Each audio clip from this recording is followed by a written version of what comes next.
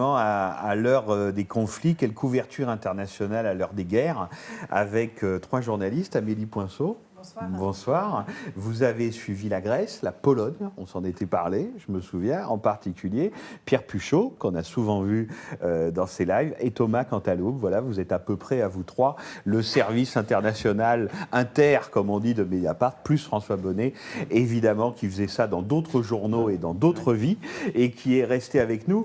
Je posais la question de façon un peu polémique et presque agressive, mais c'est vrai qu'après tout, moi, je suis un lecteur de Mediapart, donc je la pose d'abord à Pierre Puchot et à Thomas Cantaloupe. Quand on vous lit, quand on lit par exemple les gens que vous avez choisi d'aller interviewer sur la nouvelle guerre d'Irak ou en Syrie à base de bombardements qui est en train de se faire jour, on voit bien que le son de cloche est radicalement différent. C'est-à-dire que ce qu'on lit sur Mediapart, les opinions, les analyses internationales d'abord qu'on lit sur Mediapart, sont très différentes des autres. Est-ce qu'à un moment où on a l'impression d'être dans un climat comme ça, d'abord d'une dictature de l'émotion évidente et même d'une hystérisation des esprits, mais même d'une sorte de climat quand même d'union sacrée, est-ce que justement le métier, faire de l'inter, couvrir ces conflits, couvrir ces guerres, quand on se retrouve comme ça dans une ambiance d'union sacrée, ça change les choses ou ça les rend plus difficiles, Thomas ou Pierre? Je ne me suis pas posé la question en ces termes-là. Je pense que d'abord déjà, puisque tu nous lances sur le conflit de l'État islamique, de l'Irak, de la Syrie, il y a un premier problème, c'est qu'en tant que journaliste, on ne peut pas y aller. C'est quasiment impossible aujourd'hui d'y aller. Donc, qu'est-ce qu'on fait?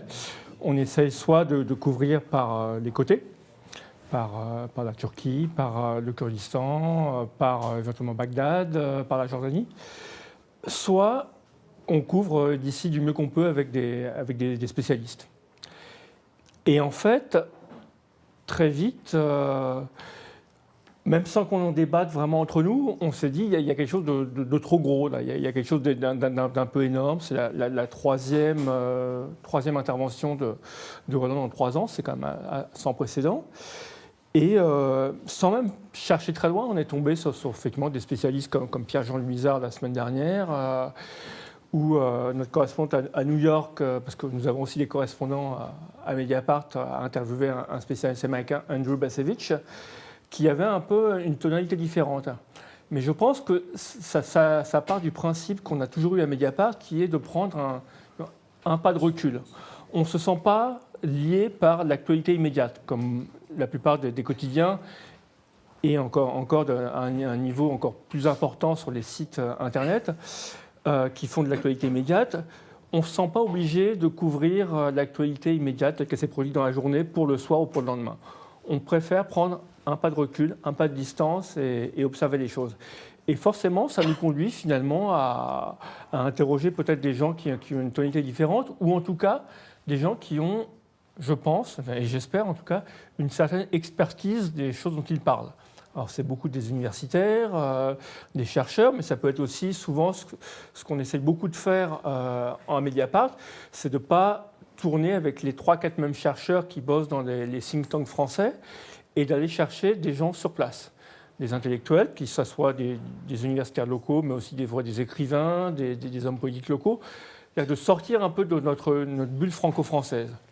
Et après, je pense qu'il y a quelque chose d'évident qui informe notre pratique. En tout cas, moi, ça a toujours été ma pratique de journaliste inter, comme tu dis, qui est de regarder un peu dans un monde où il y a des gens qui ont une matraque et des gens qui reçoivent la matraque sur le coin de la figure. Le plus s'intéresser à ceux qui la reçoivent sur le coin de la figure. Donc, c'est quelque chose qui, moi, m'a toujours soucié et qui, je pense, nous pousse à aller voir des problématiques un peu différentes, un peu décalées, plus complexes. Et j'en profite puisque c'est une soirée où on est censé tout dire sur Mediapart. Au départ, quand Mediapart a été fondé, il n'y avait pas beaucoup de moyens. Et donc, quand François Bonnet m'a recruté, il m'a dit on va essayer de faire des choses à Paris aussi bien qu'on peut. C'est-à-dire qu'il n'y avait pas beaucoup d'argent pour vous mettre dans des avions. Exactement, c'est précisément ça. Mais très vite, on a quand même décidé collectivement qu'il fallait aller sur place. Même quand on avait effectivement des déficits budgétaires, qu'il n'y avait pas assez d'abonnés, on a tout de suite décidé d'aller sur place. Et dès qu'on va sur place, les choses changent. C'est plus des problématiques en noir et blanc, c'est énormément de teintes de gris dans lesquelles il faut se débrouiller, il faut chercher les différentes nuances, etc. Et c'est quelque chose qui a toujours, je pense, dès le départ, conduit la ligne, si je peux dire, internationale de Mediapart, qui est de plutôt rechercher la complexité des choses que leur simplification. Et au moment des printemps arabes, alors je pense à Pierre, mais à Thomas Cantaloupe aussi, parce que là, on y allait. C'est-à-dire qu'il y avait même une fascination pour ce qui peut se passer, parce que c'était du domaine de l'inattendu, du pas prévu. Mon Dieu, des printemps arabes, personne, je crois, ou presque, n'avait vraiment prévu ça. Et pourtant, le traitement de Mediapart n'était pas tout à fait le même. Alors, en quoi ça consiste, Pierre Puchot, quand on se dit on va couvrir ce qui se passe en Tunisie, on va couvrir ce qui se passe en Égypte, des choses comme ça, où il y a des situations révolutionnaires, mais là, en revanche, contrairement à l'État islamique, il y a d'autres journalistes occidentaux, il y a des télévisions, et puis il y a des États qui sont encore en place à ce moment-là. Oui, certes, mais ces médias-là, il y a surtout la télévision, en fait, faut pas, on se dit clairement, la télévision, c'est un peu des machines un peu à broyer, comme ça. On s'emporte dans des grands enthousiasmes, le printemps arabe, ensuite on dit l'hiver islamiste, et puis après on laisse tomber, c'est un peu ça. L'intérêt, en fait, de l'Inter à Mediapart, en tout cas, de la manière dont on le voit, c'est de suivre et de faire des différenciations. Par exemple, prenons la différence entre la Tunisie et l'Égypte au printemps 2011.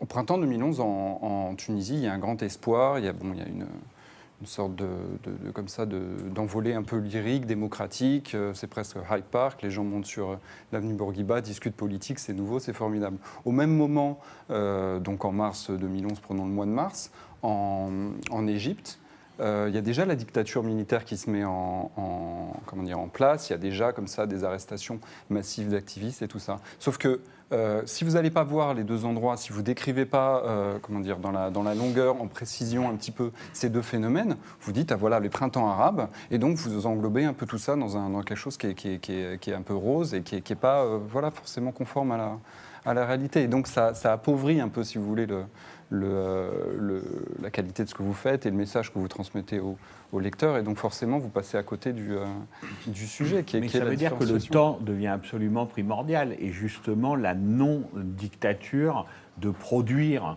de l'actualité, de produire de l'info à un rythme presque... C'est effectivement assez important. Moi j'ai souvenir d'être en Libye, complètement perdu dans le désert à Benghazi, où personne ne comprend rien à ce qui se passe, parce qu'effectivement c'est incompréhensible à l'époque. Et je suis, parce que dans ces cas-là, dans des zones de guerre, on travaillait beaucoup avec des collègues, tout le monde est au même hôtel, tout le monde utilise les mêmes voitures, tout le monde discute avec tout le monde. J'ai des collègues de radio, de télé, à qui la rédaction les appelle et ils sont obligés d'écrire 2 articles, de papier pour les radios, de faire des reportages télé par jour. Donc ils choisissent des micro-sujets, on interviewe 2 personnes, on monte ça et hop, on balance ça pour le journal de 13h ou de 20h. Et donc mais tout le monde est perdu, comprend rien. Et moi, j'ai la chance de pouvoir attendre. Voilà. On ne m'a pas donné de consigne particulière, si ce n'est, on m'a dit, essaye de comprendre ce qui se passe avec le gouvernement révolutionnaire de Benghazi. Et donc voilà, je prends du temps. Et mon premier article, je l'écris 3-4 jours après être arrivé sur place. Ce qui est une forme de luxe, en quelque sorte. Donc voilà, c'est se donner le temps de faire des choses. Et Pierre, on parlera mieux que moi, mais sur la Tunisie ou l'Égypte, il avait déjà écrit des articles longtemps à l'avance, et on part, et il y a des moments, il ne faut pas se le cacher, on fait comme tout le monde, on couvre l'actualité. J'étais en Tunisie le jour de la chute de Ben Ali, j'étais sur la place Tahrir, on couvre l'actualité, on donne des saveurs, on donne des impressions, des choses comme ça. Mais après, il y a un moment, des fois, on s'arrête pendant 2 jours, 3 jours, et puis on essaie de comprendre ce qui se passe. Et ça, effectivement, c'est quelque chose qui... Ça a disparu, en tout cas, des médias électroniques. Ça existe toujours dans la presse papier. La presse papier revient après avoir voulu être suivie pendant des années. Donc voilà, on revient à ces papiers. C'est-à-dire qu'elle a l'air d'avoir compris que finalement, le reportage était une plus-value et une façon de se distinguer. François Bonnet. Oui, c'est-à-dire que il y a le reportage, mais qu'il ne faut pas non plus surévaluer. Moi, ce que je veux dire, c'est parce que je pense qu'on fonctionne un peu comme ça à Mediapart, c'est que je crois que la politique internationale, bien plus que la politique nationale, est le lieu du mensonge et de la communication. Pourquoi ? Parce que vous avez des pouvoirs politiques qui s'adressent à des opinions qui, très légitimement, très normalement, ignorent ces problèmes, ignorent ces pays, ignorent ces conflits. Et que par ailleurs, le relais, bien souvent, de ces pouvoirs politiques sont des éditorialistes, ou décrits comme tels, ou autoproclamés tels, qui sont souvent tout aussi ignorants. Et donc, le traitement de la politique internationale laisse la plupart du temps un boulevard aux différents pouvoirs pour vendre leur thèse. Je pense que c'est vraiment ce à quoi on assiste en moment en Irak. Et c'est pour ça que quand on publie un entretien comme l'un des meilleurs chercheurs sur l'Irak, Luizard, bon, c'est tout à fait éclairant et on a l'impression qu'il nous raconte une autre histoire Exactement. que celle que les pouvoirs politiques sont en train d'essayer de nous vendre.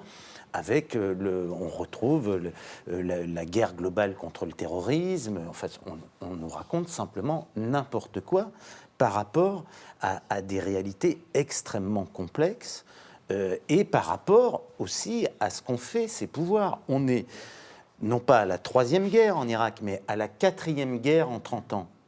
Si on inclut là-dedans ce qui a été la plus meurtrière des guerres, c'est-à-dire la première, la guerre contre l'Iran, où du reste, tout l'Occident armait Saddam Hussein et la France lui fournissait pas seulement des mirages, mais également des armes chimiques. Il y a des procédures judiciaires en France à ce sujet. Donc on est dans un pays qui est dévasté par 4 guerres en 30 ans.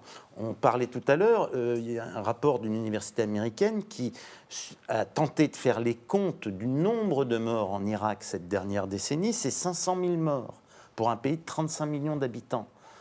Donc ce sont des pays dévastés. Donc qu'on ne vienne pas nous raconter les 20 000 combattants djihadistes et il faut faire une guerre contre le terrorisme global. C'est autre chose qu'il se passe. Ça n'enlève rien à la dangerosité de la situation, mais autre chose est en train de se passer. Et donc il faut qu'on essaye de documenter ça. Et quand quelqu'un comme Amélie reste en Grèce aussi longtemps, est-ce que là, c'est encore un rythme différent ? Parce que là, c'était plutôt de la correspondance au long cours. Oui, alors dans le cas de la Grèce, c'est un petit peu différent. Et c'est comme ça que d'ailleurs mon histoire avec Mediapart a commencé. C'est parce que j'ai été installée en Grèce comme journaliste freelance, comme on dit dans notre jargon. Et c'est comme ça que j'ai commencé à collaborer avec Mediapart.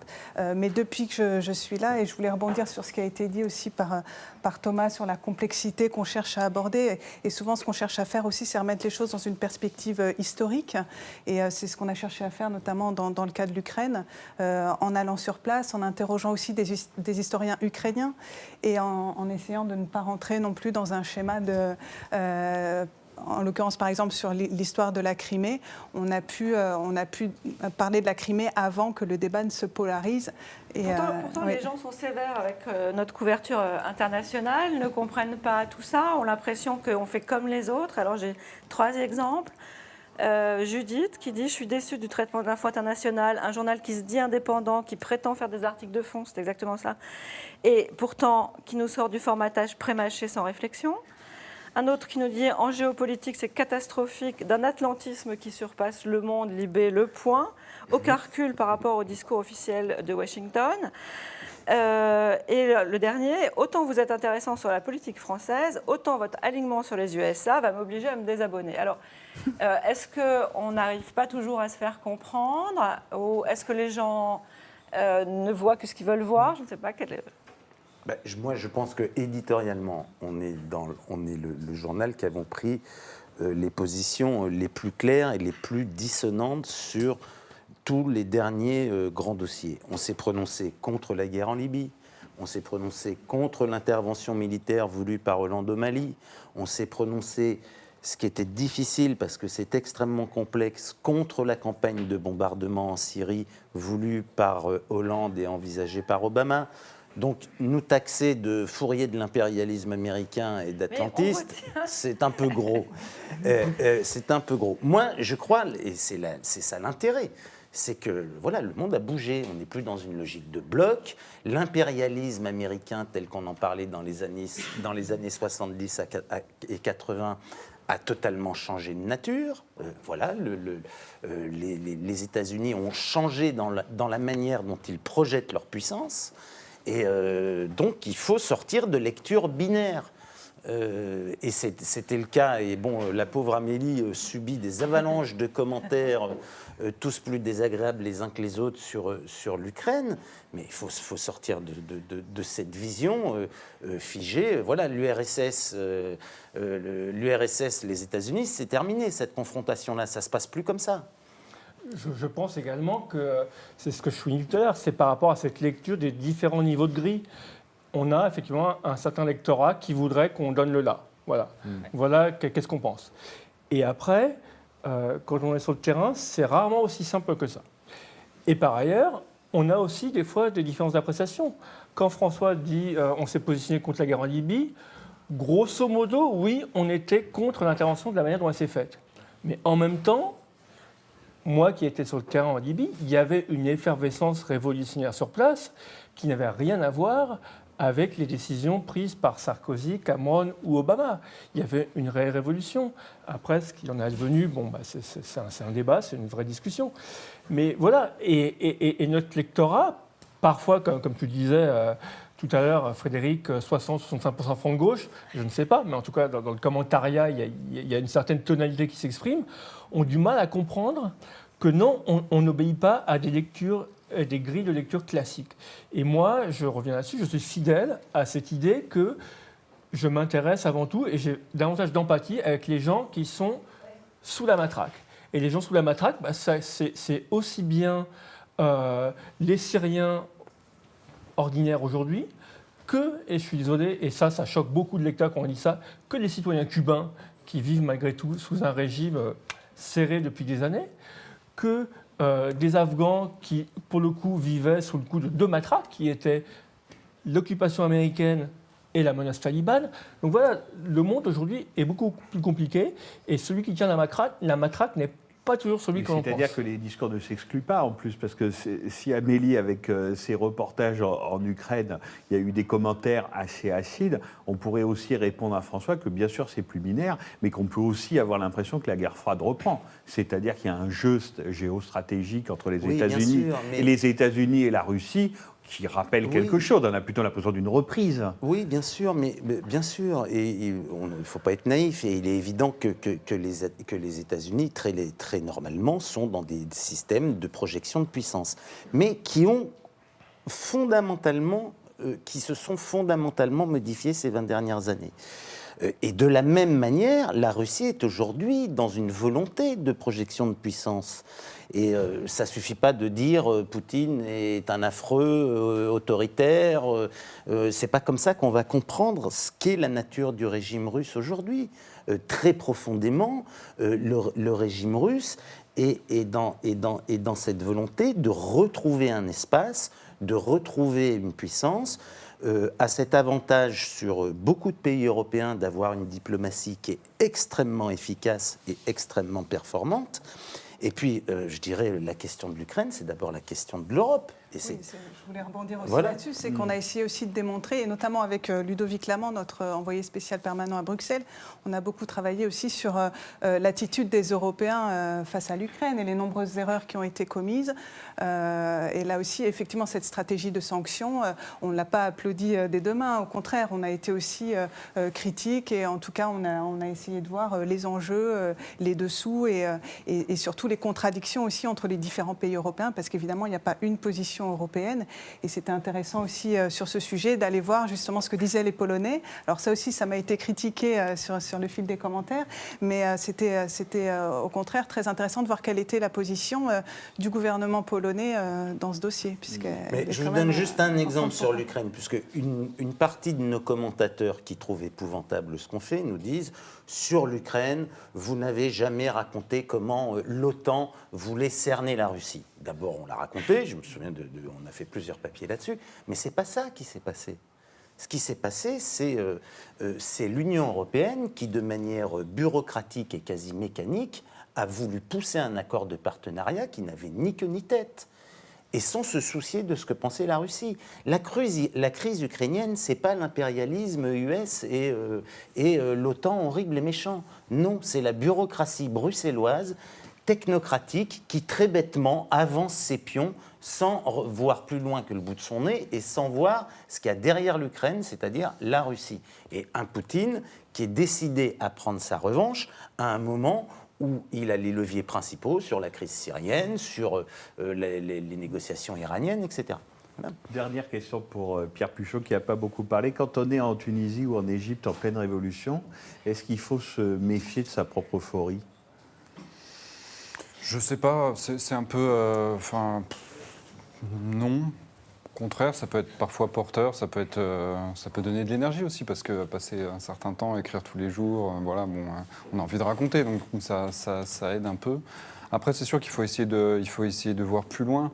Moi, je voudrais juste revenir sur cette question-là qui nous préoccupe un peu en ce moment, de la question de l'État islamique. L'État islamique, c'est quand même venu directement dans les journaux.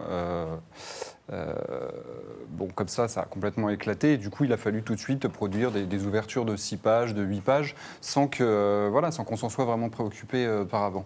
Pourtant, tous les spécialistes un petit peu, les gens qui ont regardé tous ces groupuscules depuis longtemps, qui ont évolué en Syrie, l'État islamique qui était face à Jabhat el-Nosra, comment est-ce qu'ils s'articulaient, tout ça, c'était des gens qui regardaient des micro-groupuscules depuis 2-3 ans et qui sont aujourd'hui incapables de prédire l'évolution. C'est-à-dire qu'on est dans une prétention de couverture dans les médias en général, c'est-à-dire on prétend couvrir quelque chose, on prétend couvrir une évolution qu'en fait on n'est pas capable de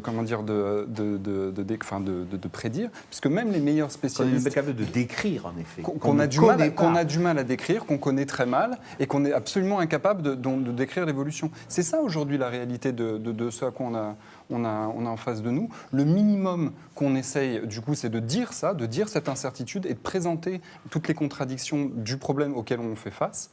C'est ça aujourd'hui pour moi couvrir l'international et surtout le Moyen-Orient, c'est de dire qu'on est face à une région qui bouge très vite, et essayer de prévoir les anticipations, c'est très compliqué, on essaie juste de donner les données dans leur complexité. C'est ça qui m'intéresse en tout cas de faire en traitant du Moyen-Orient à Mediapart. Merci beaucoup à tous les 4. Il s'appelle Michel de Pracontal et il faut qu'il se prépare. Voilà, il est là-bas. Il est journaliste scientifique à Mediapart et on a voulu qu'il prenne la parole, justement, pour montrer à quel point Mediapart était un journal divers, riche, complet, et qui a aussi un journalisme d'investigation qui peut être un journalisme d'investigation scientifique. Michel. Oui, donc moi je m'occupe de la science à Mediapart. Alors pourquoi la science à Mediapart ? Je vois au moins 2 raisons qui sont à la fois fortes mais assez contradictoires, ce qui ne me simplifie pas la vie. La première raison, c'est que la science est une des clés de la société où on vit, enfin du monde où on vit. Il y a énormément de choses dans notre quotidien qui ne se comprennent pas sans explication scientifique et technique. Comment évolue le climat, comment il va changer, qu'est-ce que c'est qu'un réseau d'ordinateurs, comment ça marche, qu'est-ce qu'on pourrait faire avec des ordinateurs, qu'est-ce qu'on ne pourra pas faire, est-ce que les vaccins sont dangereux, est-ce que la biologie va rallonger la vie humaine. Enfin, il y a des dizaines et des dizaines de questions, certaines quotidiennes et puis d'autres plus lointaines. Par exemple, pourquoi est-ce qu'on cherche le boson de Higgs ? Et ces questions appellent des réponses scientifiques. Donc ça, c'est la première raison. Mais l'autre raison, c'est que la science ne se déroule pas dans une tour d'ivoire. Elle est faite par des hommes et des femmes qui ont des problèmes d'intérêt, des conflits, des enjeux politiques, des enjeux économiques, et qui font des erreurs ou qui parfois trichent. Et donc il y a tout un côté sombre de la science. Et Mediapart ne peut pas ne pas en parler, parce que ce serait un peu comme si on parlait du sport en ne parlant que des matchs gagnés, jamais du dopage ou des matchs achetés ou de ce qui ne va pas. Bon, évidemment, c'est pas le rôle d'un journal comme Mediapart de ne pas parler de ce qui ne va pas.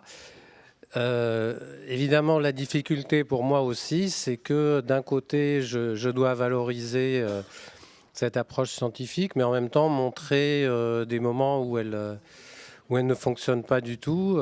Raconter l'affaire du Mediator, c'est raconter des médecins et des scientifiques qui galvaudent complètement leur travail. Et donc, c'est un peu atypique parce que Mes camarades qui travaillent par exemple sur la finance ou sur les affaires politiques, mais ils parlent des choses qui ne vont pas, mais en général, ils ne racontent pas les banques qui travaillent bien ou les députés qui rendent leur déclaration d'impôt complète. Moi, je dois parler à la fois des trains qui arrivent à l'heure et de ceux qui n'arrivent pas à l'heure. Et donc, c'est une espèce de contradiction, mais bon, j'arrive à la vivre à peu près correctement quand même. Voilà.